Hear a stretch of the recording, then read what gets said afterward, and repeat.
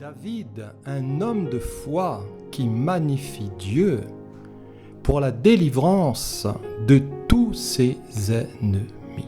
Il est dit au verset 1 de ce psaume 18, « Au chef des chantres du serviteur de l'Éternel, de David, qui adressa à l'Éternel les paroles de ce cantique lorsque l'Éternel l'eut délivré de la main de tous ses ennemis et de la main de Saül, il dit, « Je t'aime, ô Éternel, ma force.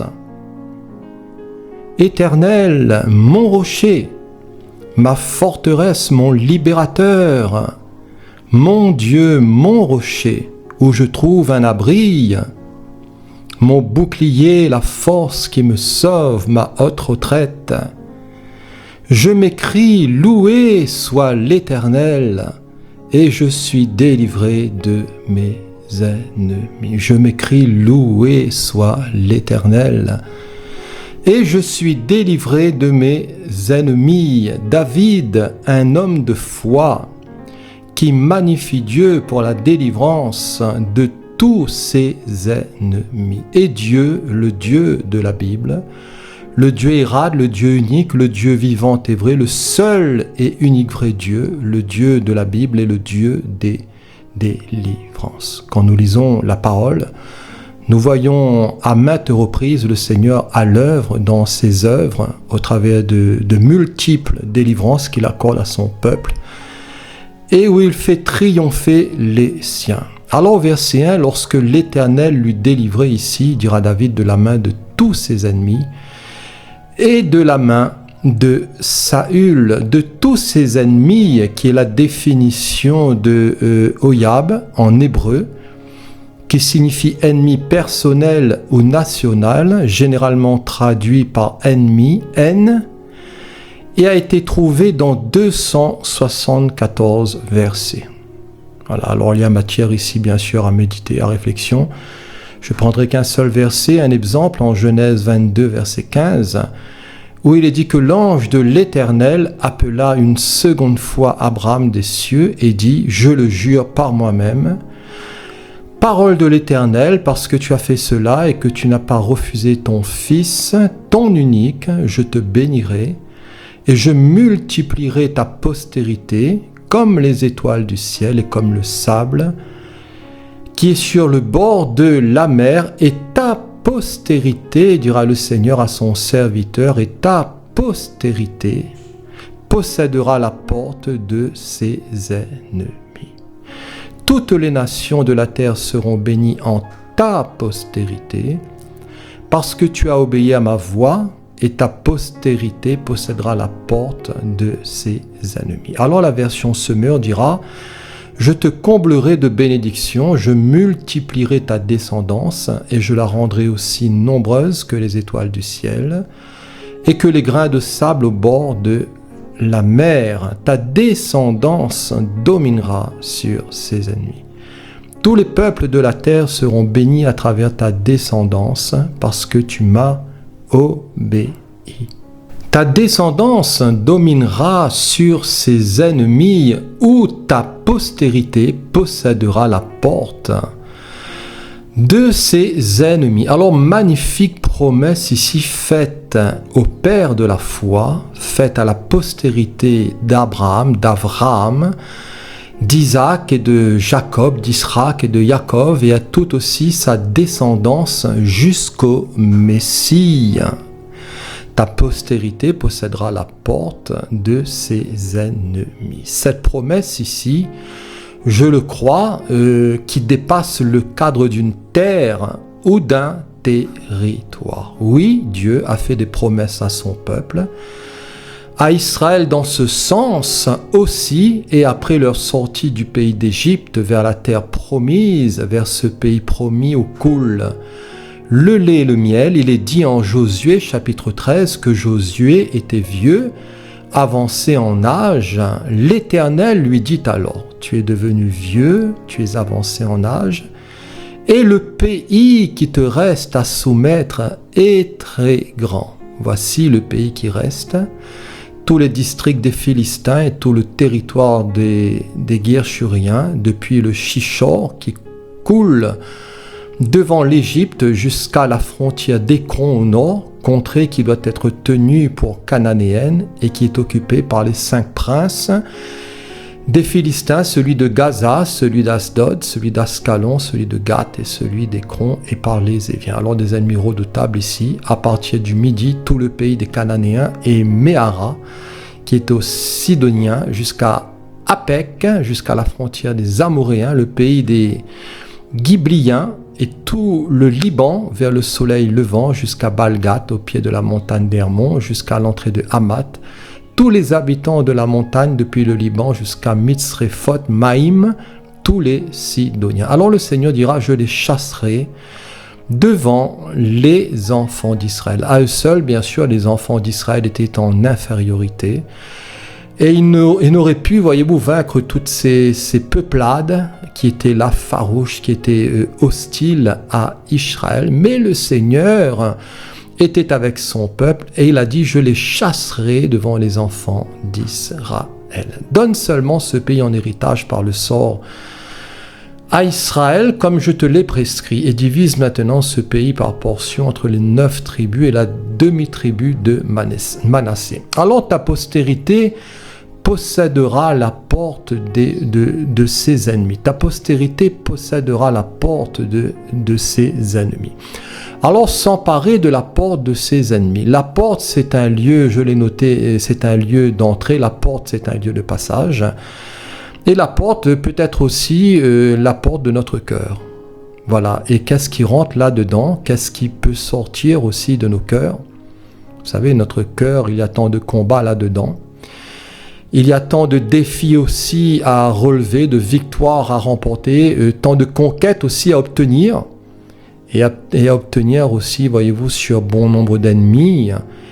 Et sur le péché. Le péché couche à la porte, nous dit la parole, mais toi domine sur lui. Et dans l'explication concernant la parabole du semeur, en Matthieu 13, le Maître Jésus dira, vous donc écoutez ce que signifie la parabole du semeur. Lorsqu'un homme écoute la parole du royaume et ne la comprend pas, le malin vient et enlève ce qui a été semé dans son cœur. Cet homme est celui qui a reçu la semence le long du chemin.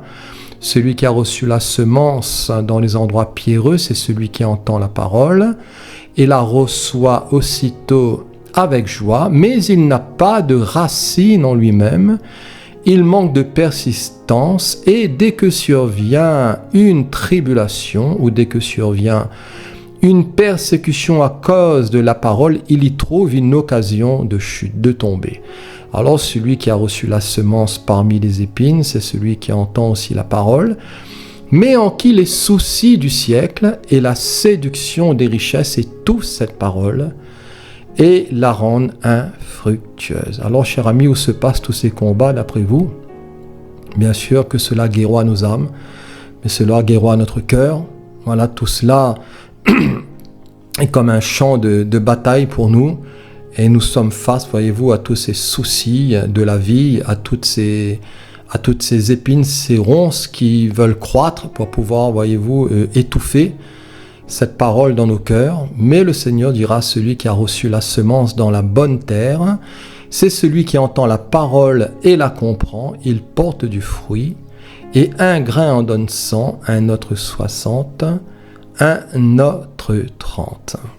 Alors le cœur est un terrain de conquête, un vrai champ de bataille. Le cœur est un terrain aussi à défricher, je l'ai noté, et à nettoyer et aussi à cultiver. Et cela concerne tout un chacun, c'est la responsabilité de chacun. Et chacun, voyez-vous, a pour son compte. Dans Jérémie 4, verset 1, il est dit, Israël, si tu reviens à moi, dit le Seigneur, le Dieu Tout-Puissant, si tu ôtes tes abominations de devant moi, tu ne seras plus errant. Si tu jures l'Éternel est vivant avec vérité, avec droiture, et si tu jures que l'Éternel est vivant avec justice, alors les nations seront bénies en lui et se glorifieront en lui. Car ainsi parle l'Éternel aux hommes de Juda et de Jérusalem, défrichez-vous un champ nouveau et ne semez pas parmi les épines, Circoncisez-vous pour l'Éternel, circoncisez vos cœurs. Déjà dans l'Ancien Testament, il est fait allusion à cela. Pourtant, il est parlé de la circoncision juive au niveau du prépuce de l'enfant mâle. Mais le Seigneur, déjà par l'Ancien Testament et par son prophète et par bien d'autres prophètes, il appelle son peuple à la circoncision du cœur. Homme de Juda et habitant de Jérusalem, de peur que ma colère n'éclate comme un feu et ne s'enflamme sans qu'on puisse l'éteindre, à cause de la méchanceté de vos actions. Alors, David a eu des actions méchantes, je l'ai noté. Lui pourtant qui a glorifié le Seigneur, lui pourtant qui a écrit des psaumes magnifiques, lui pourtant le chantre agréable d'Israël, l'homme selon le cœur de Dieu. Mais David a eu des zones d'ombre dans sa vie, il a eu aussi des actions qui étaient répréhensibles, cruelles et méchantes. Et David a eu des actions méchantes en faisant tuer aussi Uri le Héthien, voilà ce brave soldat, et en prenant sa femme Bethsabée ou Bathsheba. Dieu, dans cette affaire, voyez-vous, a su envoyer son prophète pour reprendre son messager. Et David a été taxé, voyez-vous, on pourrait le dire, de meurtre et d'adultère. Voilà, qui était bien déguisé. Et qui, de nos jours, je l'ai noté, accepterait ce genre de berger ou ce genre de pasteur. Voilà, c'est ce que moi j'ai noté, ce qui est monté dans mon cœur. Qui accepterait un berger comme David, qui a pris la femme de son frère, qui a été meurtrier avec des mains couvertes de sang, et le Seigneur l'a durement repris, et nous savons que le jugement a pénétré sa maison, et qu'il y a eu des conséquences, voyez-vous, très graves pour David. Le Seigneur l'a pardonné, mais il a dû, voyez-vous, souffrir beaucoup de cet appétit charnel, de ce désir qui portait en lui, et qui l'a emmené, voyez-vous, à la folie, au meurtre et à l'adultère. Mais voyez-vous, déjà dans l'Ancien Testament, là où le péché a abondé, je peux dire que la grâce de Dieu pour son serviteur David a surabondé. Bien que David a eu à souffrir de tous ses actes répréhensibles et de ses conséquences. Alors David, après l'une de ses chutes et après n'avoir pas su veiller à ce qui allait pénétrer son cœur dans l'affaire de Bathsheba, il a su crier à Dieu. Et il a crié à Dieu pour avoir un cœur pur, et il dira dans le psaume 51, il est dit que lorsque Nathan, le prophète, vint à lui après que David fut allé vers Bathsheba, il dira, mais ô Dieu, aie pitié de moi dans ta bonté. Voilà, réclamons toujours la miséricorde, la pitié du Seigneur face à nos fautes, à nos péchés, à nos transgressions, ô Dieu. Aie pitié de moi dans ta bonté, voilà, selon ta grande miséricorde, à cause de ton nom, efface mes transgressions, Seigneur. Lave-moi complètement de mon iniquité et purifie-moi de mon péché. Car je reconnais, dira-t-il, David ici, je reconnais mes transgressions et mon péché constamment devant moi. Voilà, cela devait revenir comme un boomerang devant lui, dans sa mémoire. Et certainement, il devait être dans la culpabilité, dans le trouble, dans les cachotteries. Et cela devait, voyez-vous, le perturber. Et quand il arrive, voyez-vous, que quelqu'un désobéit au Seigneur, pêche et qu'il cache son péché, alors il n'est pas tranquille. Alors il ne dort pas tranquille, les cheveux, voyez-vous, deviennent blancs. Et souvent, les gens peuvent sombrer dans toute espèce de dépression parce que le péché est camouflé. Mais David, voyez-vous, il a crié vers le Seigneur. Et je crois que s'il nous arrive de pécher, s'il nous arrive, voyez-vous, de mordre la poussière, s'il nous arrive de tomber bien bas, bien bas, bien bas, voilà, même si nous nous sommes détournés du Seigneur, nous avons toujours cette possibilité de crier vers l'Éternel Dieu en disant « Mais Seigneur, aie pitié de moi. Voilà, je veux repartir sur de meilleurs rails, Seigneur. Je veux vraiment m'humilier devant ta face. Je veux abandonner mon péché, Seigneur. Je veux abandonner mes fautes et mes transgressions. Lave-moi par le sang de ton Fils. Lave-moi par la foi. Purifie-moi de toutes mes fautes, de toutes mes souillures, Seigneur, de tout mon adultère, de toutes mes iniquités, car je reconnais mes fautes, Seigneur. Je reconnais mon péché qui est là devant mes yeux, qui est dans mon cœur et qui est constamment devant moi. J'ai péché contre toi seul. Il dira au verset 6, « Et je fais ce qui est mal à tes yeux, en sorte que tu seras juste dans ta sentence, sans reproche dans ton jugement. » Les balances de Dieu sont justes, elles ne sont pas fausses, elles ne sont pas déréglées, les jugements de Dieu sont purs, et les jugements de Dieu sont vrais. Alors voici, dira-t-il, je suis né dans l'iniquité, et ma mère m'a conçu dans le péché. Vous savez, nous descendons tous d'Adam, nous sommes tous issus de la chute, nous portons en nous ce germe, voyez-vous, toute cette malédiction du péché, mais Jésus est venu pour ôter le péché. Et il n'y a pas en lui de péché, et à celui qui nous aime, nous dit la Bible, le livre de l'Apocalypse, et qui nous a délivrés de nos péchés par son sang, par son sacrifice, et qui a fait de nous des sacrificateurs, un royaume de prêtres. À lui soit la gloire, pour Dieu son Père, à lui soit la gloire, au siècle des siècles. Alors David a compris cela, voilà, qu'il n'y avait pas de remède pour lui, et l'homme est incurable, vous savez, de la tête aux pieds, rien n'est en bon état. Et même si peut-être nous sommes des gens bien, voilà, sur un plan de la morale, sur l'éthique, sur le plan de la société, si nous sommes des gens bien élevés, merci Seigneur, mais tout cela ne sauve pas, cher ami. Et j'ai beau le dire, c'est vrai, je parlais avec un frère récemment de cela, et je lui disais, frère, la loi de Dieu est bonne, les commandements de Dieu sont bons, ils sont excellents, c'est la parole de Dieu. Mais la loi, voyez-vous, elle ne fait que nous montrer le péché, mais elle ne nous délivre pas du péché. Voilà, c'est comme un miroir qui va vous montrer si vous avez une saleté sur votre visage. Mais le miroir ne va pas enlever, voyez-vous, cette saleté. Mais lui, Jésus, il nous montre notre péché. Le Saint-Esprit nous convainc de péché, de justice et de jugement. Mais le sacrifice de la croix et notre foi dans l'œuvre du Messie de Machar enlève le péché. Alors David dira, mais tu veux que la vérité soit au fond du cœur. La vérité qui est le Seigneur, qui est Christ, qui est sa parole, qui est le Logos, qui est le Saint-Esprit. Tu veux que tout cela soit au fond du cœur. Voilà, un peu comme au fond de la mer, non pas à la surface, mais au fond. Seigneur, fais pénétrer ta sagesse au-dedans de nous, Seigneur. Fais pénétrer, Seigneur, tes pensées. Fais pénétrer tes voix au plus profond de notre cœur. Grave-nous, marque-nous de toi. Fais donc pénétrer la sagesse au-dedans de moi. David dira, mais purifie-moi avec l'hysope. Et je serai pur. Lave-moi, je serai plus blanc que la neige. Annonce-moi, dira-t-il, l'allégresse et la joie, et les eaux que tu as brisées se réjouiront. Voilà, après, voyez-vous, les larmes, après les pleurs, le Seigneur nous accorde l'allégresse et la joie, toujours cela dans son Christ Jésus. Alors détourne ton regard de mes péchés. Efface toutes mes iniquités. Ô Dieu, crée en moi un cœur pur.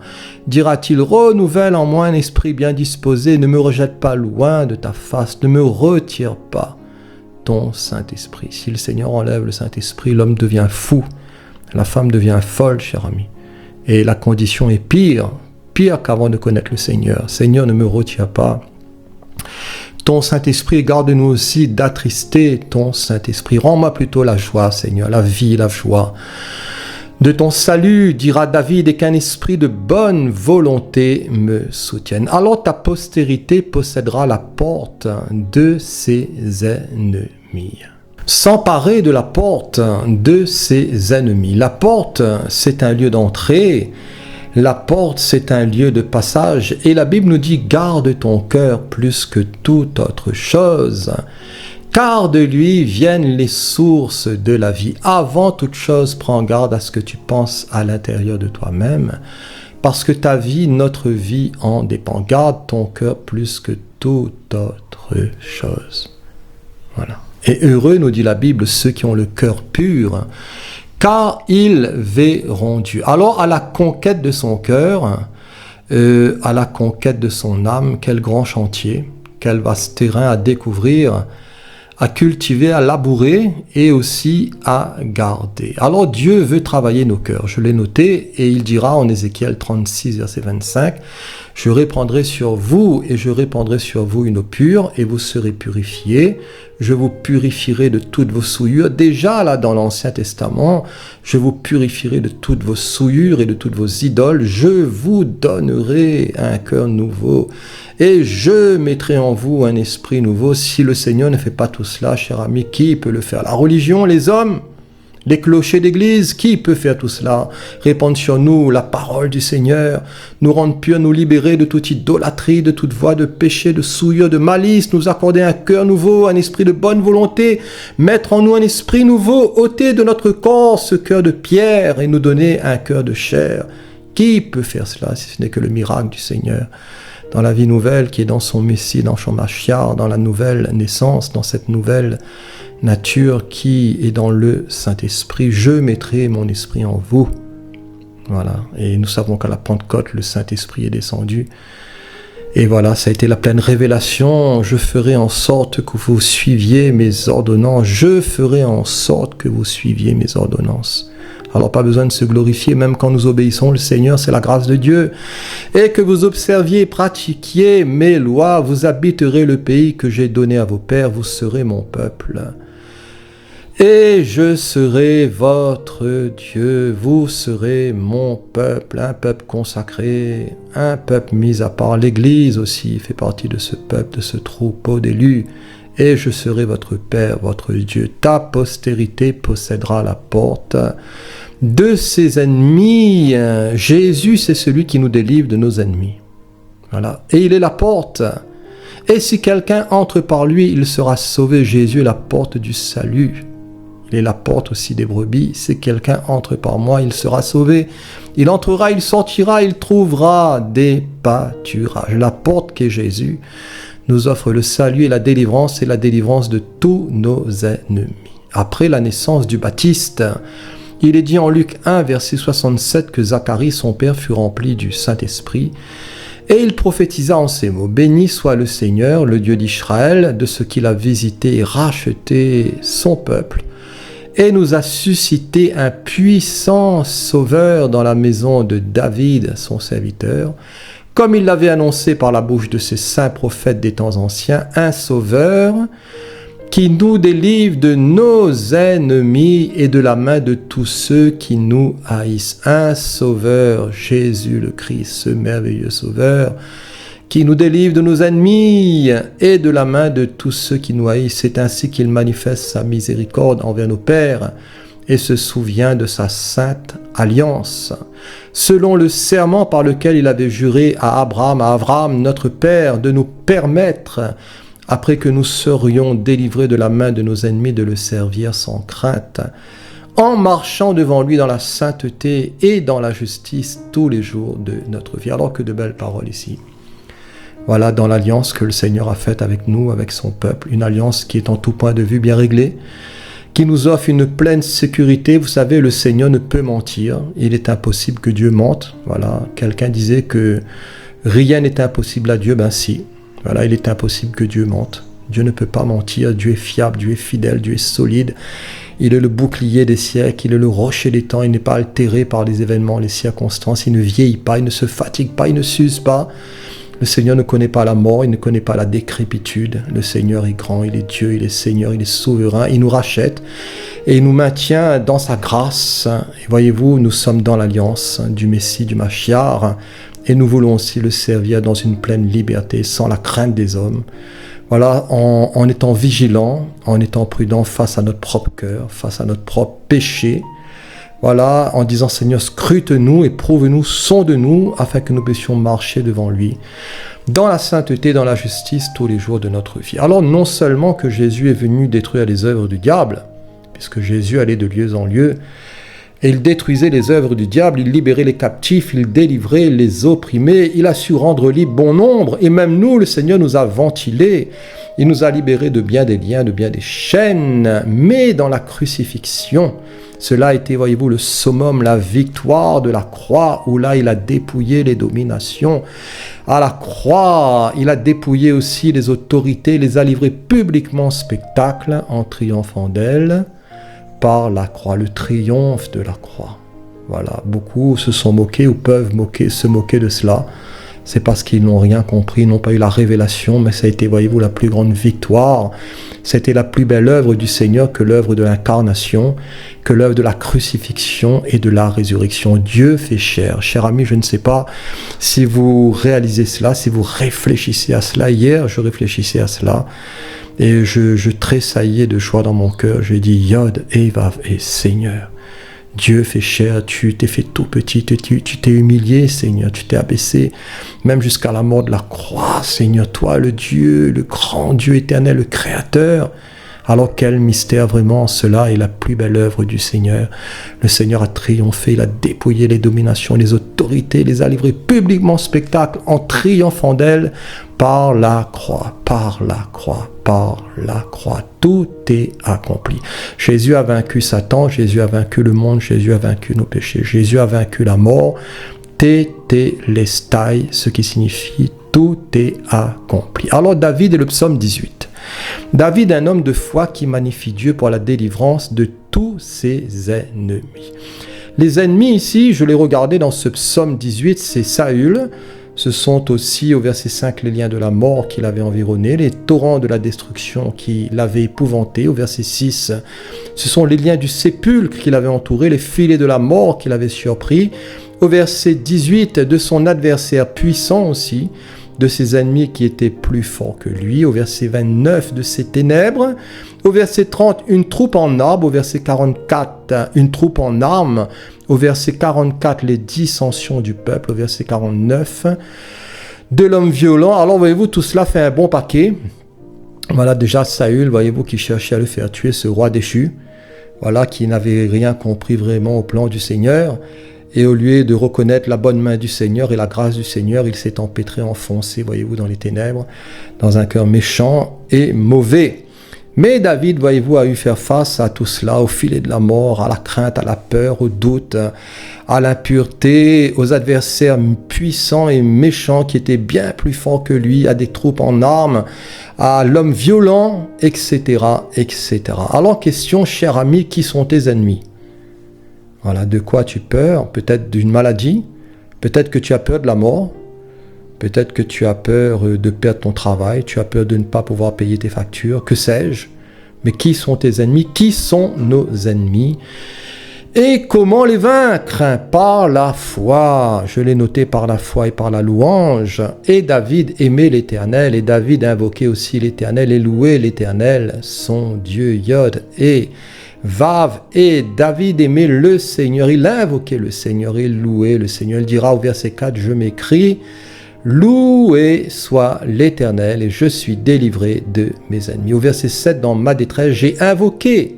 Voilà, il avait une relation avec le Seigneur. Jamais vous verrez David dira, voilà, je suis religieux. Non, David invoquait son Dieu, David apprenait à connaître son Dieu, David aimait son Dieu, il criait à son Dieu. Il dira de son palais, il a entendu ma voix et mon cri est parvenu devant lui à ses oreilles. Au verset 19, l'Éternel fut mon appui.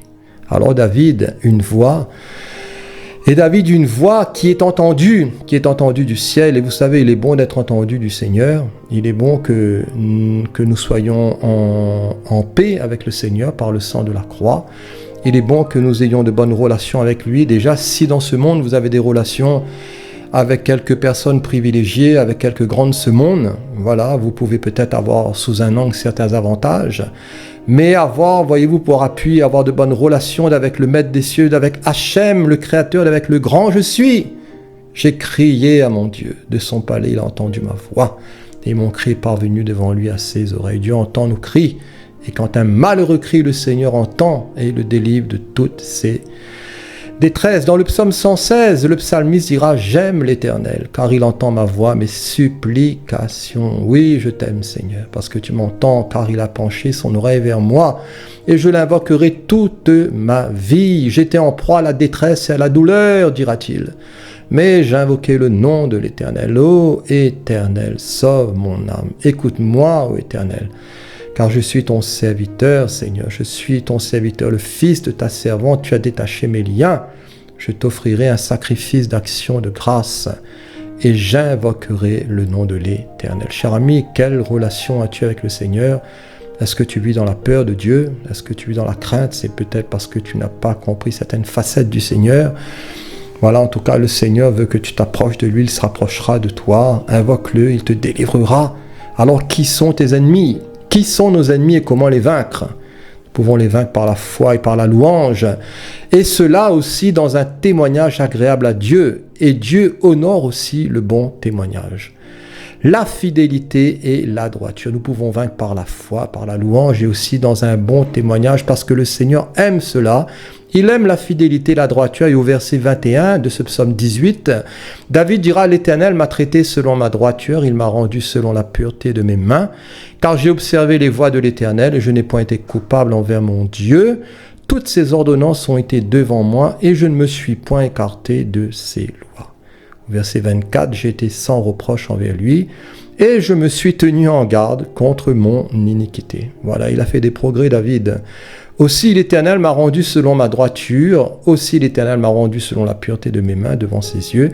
Avec celui qui est bon, tu te montres bon, avec l'homme droit, tu agis selon la droiture, avec celui qui est pur, tu te montres pur, et avec le pervers, tu agis selon sa perversité. Tu sauves le peuple qui s'humilie, et tu abaisses les regards hautains. Oui, Seigneur, tu fais briller ma lumière.